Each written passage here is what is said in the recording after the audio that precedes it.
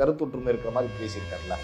சீமானுடைய கருத்தை நீங்க எப்படி பாக்குறீங்க? இந்த கடைசிகள் எடுத்துமா கேட்டீங்க, சிரிச்சுக்கிட்டே நக்கலா கேட்டுக்கிறீங்க.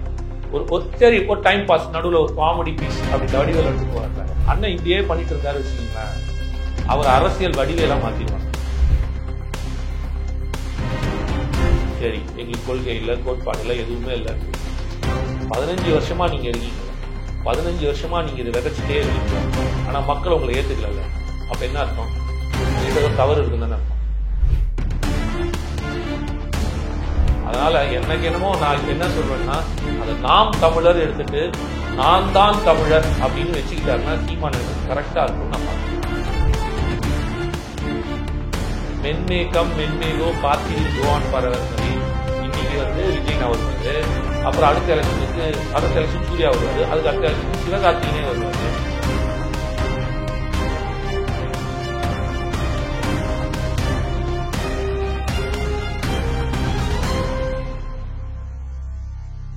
ஜாம்பவான் நேயர்களுக்கு பிரபாகரனின் அன்பு வணக்கம். இன்றைய அரசியல் அரங்கம் நிகழ்ச்சியில் நம்மோடு இணைந்திருக்கக்கூடிய சிறப்பு விருந்தினர் தமிழ்நாடு இளைஞர் கட்சியை சார்ந்தவரும் தாவேகாவினுடைய ஆதரவாளருமான திரு காமேஷ் அவர்கள். வணக்கம் சார். வணக்கம் பிரதர். சீமான் அவர்கள் நிறைய விமர்சிக்கிட்டே தான் இருக்காரு தொடர்ந்து. ஆனா ஒரு 15 ஆண்டு காலம் தொடர்ந்து நாங்கள் அரசியல் இருந்து ஒரு இளைஞர்களை பேசி கருத்தியல் ரீதியா ஒரு சித்தாந்தத்தை கட்டமைச்சு வச்சிருக்கோம். நீங்க திடீர்னு வந்து அதை உடைச்சிட்டு இல்லை அவங்கள மறுபடியும் நீங்க அவங்கள கீழ் நோக்கி தள்ளுறீங்க அப்படிங்கிற மாதிரியான ஒரு கருத்து ஒற்றுமை இருக்கிற மாதிரி பேசியிருக்காருல்ல. சீமானுடைய கருத்தை நீங்க எப்படி பாக்குறீங்க? பல்லார் முனியப்ப பயனிலா சொல்லுவார் எல்லாராலும் எள்ளப்படும். அண்ணன் இப்படியே பண்ணிட்டு இருந்தாரு வச்சுக்கீங்களேன், அவர் அரசியல் வடிவேலாம் மாத்திடுவாங்க. கடைசியில் சீமான் என்ன அரசியல் வடிவேலா இருப்பாருன்னு தான் நான் பார்க்குறேன்.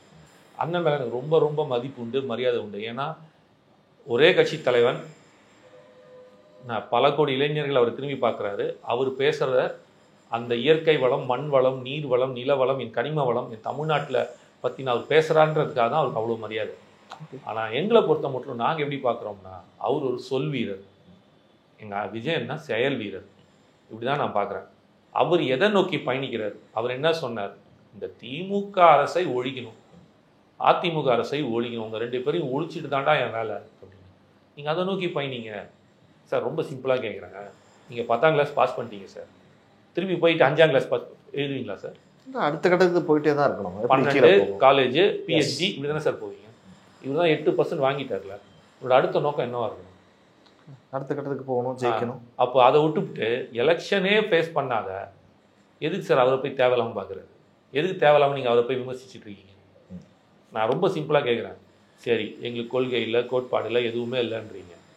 15 வருஷமா நீங்கள் இருக்கீங்கள, 15 வருஷமா நீங்கள் இதை விதைச்சிட்டே இருக்கீங்கள. ஆனால் மக்கள் உங்களை ஏற்றுக்கல. அப்போ என்ன அர்த்தம்? உங்ககிட்ட ஏதோ தவறு இருக்குன்னு தானே அர்த்தம்.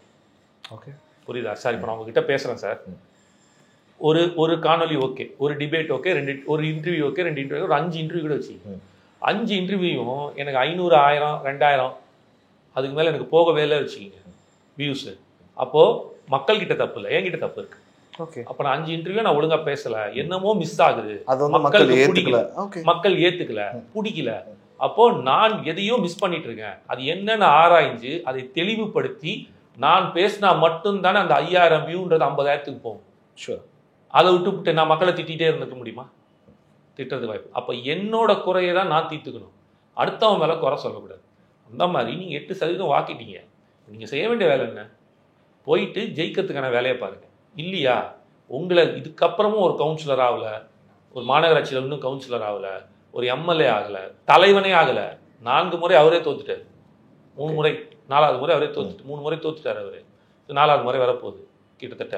அப்போது ஒரு தலைவனே ஏற்றுக்க முடியாத இடத்துல இருக்கிறாங்க அப்படின்னா ஃபண்டமெண்டலி உங்ககிட்ட ஏதோ தவறு இருக்குதுன்னு அர்த்தம். இப்போ இவ்வளோ ஊழல் சொல்கிறீங்க, இந்த அளவுக்கு அப்படியே எடுத்து வச்சுக்கிட்டே இருக்கீங்க திராவிட அரசியல் பற்றி. ஆனால் இருந்தாலும் மக்கள் யாருக்கு வாக்களிக்கிறான்? திராவிட அரசியல், அதே கட்சிகளுக்கு திராவிட. அப்போது அந்த சிந்தனையும் அந்த சித்தாந்தமும் அந்த கோட்பாடும் அந்த கொள்கையும் ஆணி வேறாக தமிழ் மக்கள் மனதில் ஏற்றுக்கொள்ளப்பட்டதாக இருக்கிறது. புரியுதுங்களா? அப்போ இதை மீறி நீங்க நிக்கணும்னா இன்னும் பெட்டரா வாங்க. அப்ப இன்னும் பெட்டரான உங்க சிந்தனையில எடுத்துட்டு வாங்க, அதுக்கு சண்டை போடுங்க. அதுதான் சார் தேவை.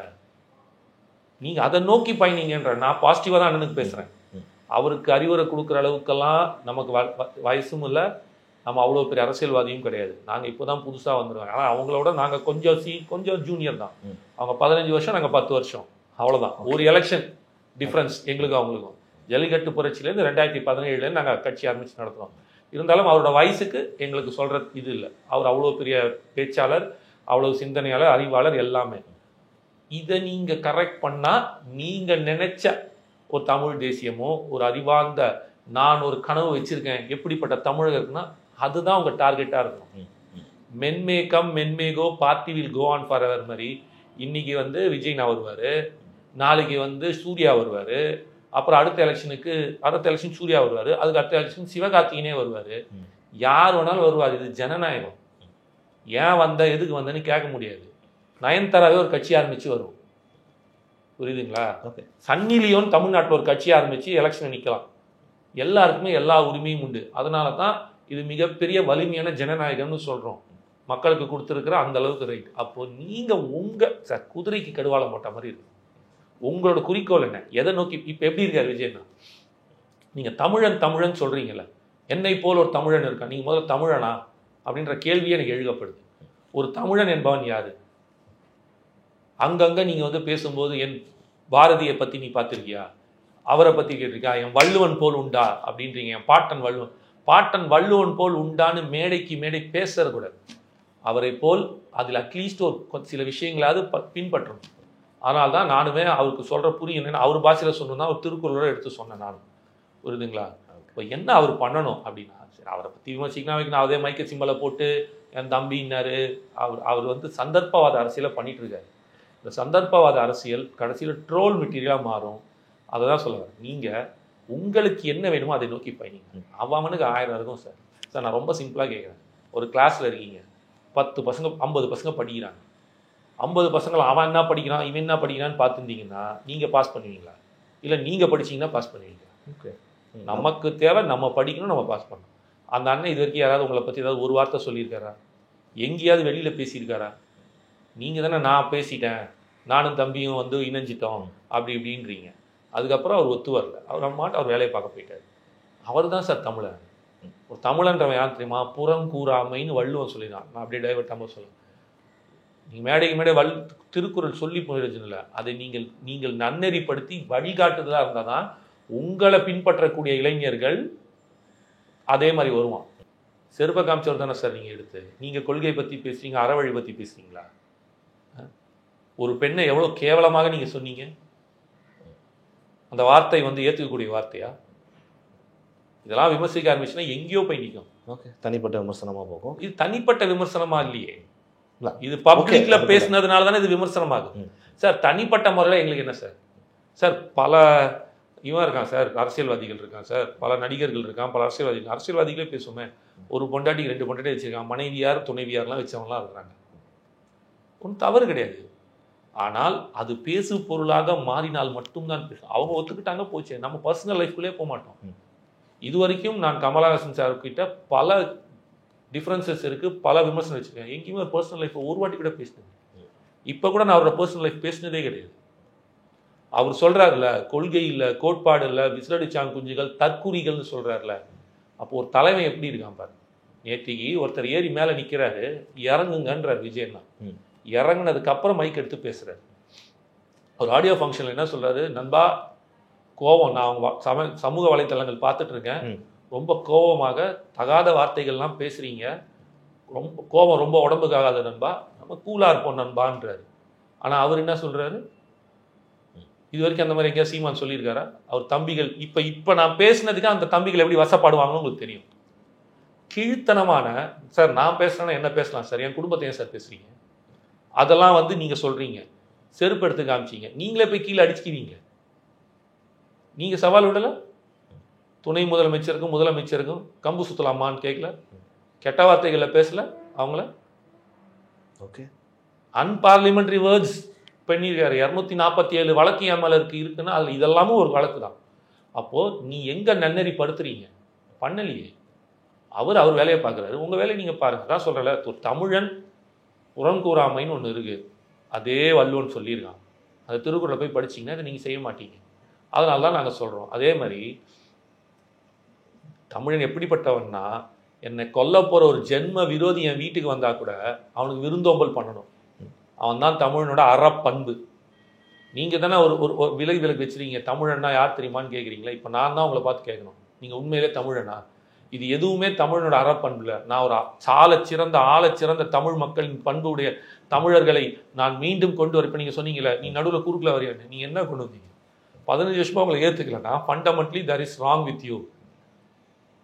தமிழ் தேசியத்தில் தப்பு இல்லை, நீங்கள் எடுத்துருக்கிற தமிழ் தேசியத்தில் வேறு ஏதோ பிரச்சனை இருக்குது. அது அதெல்லாம் நான் விமர்சிக்க விரும்பலை. மக்கள் ஏற்றுக்கல அப்படிங்கிறீங்க. ஏதோ தப்பு சார். நான் தான் சொல்லிட்டேன் சார். இதோட எவ்வளோ தெளிவான சொன்னோம் சார். நான் பரீட்சையில் பாஸ் பண்ணலன்னா அது வாத்தியார் மேலே பழி போடுவீங்களா? இல்லைன்னா அந்த கொஸ்டின் பேப்பர் மேலே பழி போடுவீங்களா? தப்பு என்கிட்ட இருக்கு. நான் நல்லா படித்தா பாஸ் பண்ண போகிறேன், நான் நல்லா படிக்கல, அப்போ என்கிட்ட தப்பு இருக்குது. நான் ஃபெயிலானா என்கிட்ட தப்பு இருக்குது. அதை நோக்கி பயணிங்க. அவன் எப்படி படித்தான், அவன் காப்பி வச்சான், அவன் வந்து அந்த கொஸ்டின் மட்டும் தான் எழுதினான், அவன் இப்படி தான் பண்ணான், அவன் டியூஷன் போனான், இதெல்லாம் தேவையில்லாது. நோக்கம் என்ன? பரீட்சையில் பாஸ் பண்ணோம். அதை நோக்கி பயணிங்க. நீங்கள் அதை இப்போ விமர்சிச்சினீங்கன்னா அப்போது உங்களோட அஜெண்டா வந்து உண்மையிலேயே நீங்கள் சொல்கிற மேடைக்கு மேடை நான் ஒரு ஒரு கனவு தமிழகம் வச்சிருக்கேன், ஆழச்சிறந்த தமிழர்கள் எப்படி இருந்தாங்க தெரியுமான்னு இந்த புஸ்தகத்தை படிச்சுட்டு வந்து பேசுறதை விட்டுருங்க. ப்ராக்டிக்கலாக என்ன நடக்குமோ அதை செய்யுங்க. அது செஞ்சீங்கன்னா மக்கள் உங்களுக்கு வாக்களிப்பா, நீங்கள் வருவீங்க. உங்களை யாரும் தடுக்கலையே. அவன் ஏன் வந்தான்னு கேட்கறதே ஜனநாயகத்தின் படுகொலை செய்கிற இது சர்வாதிகாரத்தை தான் இங்கே காட்டுது. ஏன்னா சர்வாதிகாரி ஒருத்தன் தான் என்ன பண்ணுவான், அதிபரும் சர்வாதிகாரி தான் என்ன பண்ணுவான்னா எவனையும் வர விடாம கொல்லுவான். ஹிட்லர் ஏற்றுக்கிறீங்களா? ஜோனி ஏற்றுக்கிறீங்களா? இவங்களாம் என்ன பண்ணுவாங்க, ஒருத்தனையும் வர விட மாட்டான், கொன்று குவிப்பாங்க, யாருமே மேலே வர முடியாது. இப்போ இருக்கிற புத்தின் வரைக்கும், ரஷ்ய அதிபர் புத்தின் வரைக்கும், அதனால அவர் ரஷ்ய அதிபர். இப்போ நீங்கள் அந்த மாதிரி நோக்கத்தில் வரீங்களா? இது ஜனநாயக நாடு சார். நான் கூட வரேன் சார். இவ்வளோ எதுக்கு சார்? இவ்வளோ நான் கோவப்பட வேண்டியவே நான் தான். எங்கள் கட்சியில் இருக்கிற பாதி பேர் 20-30% மக்கள் போயிட்டு, பசங்க போயிட்டு தேவைகளை சேர்ந்துட்டாங்க. தமிழக வெற்றி கழகம் தமிழ்நாடு இளைஞர் கட்சியில் 8-9 வருஷமாக, இது 9வது வருஷம். கடந்த 9 வருடங்களாக எங்கள் கூட, அந்த 8 வருஷமாக என் கூட இருந்து பயணித்தவன். அவனை வந்து நீங்கள் ஏதோ சும்மா வந்து நீங்கள் சொன்ன மாதிரி இவர் சொல்கிறாருல்ல, கீழே கமெண்ட் போடுறதெல்லாம் கிடையாது. நான் இப்போ என்னெல்லாம் பேசினா அதெல்லாம் அவனும் பேசுவான். அவனை தலைவனாக உருவாக்குறோம். 100 இளைஞர்களை கூட இந்தியாவை மாத்திரன்னாரு விவேகானந்தர். நாங்கள் 234 இளைஞர்களை தேடி தட்டி அவனை செதுக்கியிருக்கோம். மாநில செயலாளர் போயிட்டான் சார், என் கட்சியோட மாநில செயலாளர் போயிட்டு தாவைகளை சேர்ந்துட்டான். இந்த மாதிரி லைனாக இருக்காங்க. அப்போ கோவப்பட வேண்டிய நான் தான். நான் கோவப்படலை. ஏன் அப்படின்னா ஒரு நல்லது பண்ண வந்து. அப்போ என்னன்னா என்னோட நோக்கம், எங்களோட நோக்கம் சமுதாயத்திற்கு நல்லது நடக்கணும். அது யார் செஞ்சாங்க, சரி நம்ம சேர்ந்தால் இதுதான் எண்ணம். ஆனால் உங்கள் எண்ணம் எப்படி இருக்கு, நான் மட்டுமே இருக்கணும். அதனால எனக்கு என்னமோ நான் இப்போ என்ன சொல்வேன்னா, அதை நாம் தமிழர் எடுத்துட்டு நான் தான் தமிழர் அப்படின்னு வச்சுக்கிட்டாருன்னா சீமானன் கரெக்டாக இருக்கும்னு நான் பார்க்குறேன். ஜாமுவா நேயர்கள் சார்பாகவும் இந்த பிரபாகரன் சார்பாகவும் மனமார்ந்த நன்றி. நன்றி.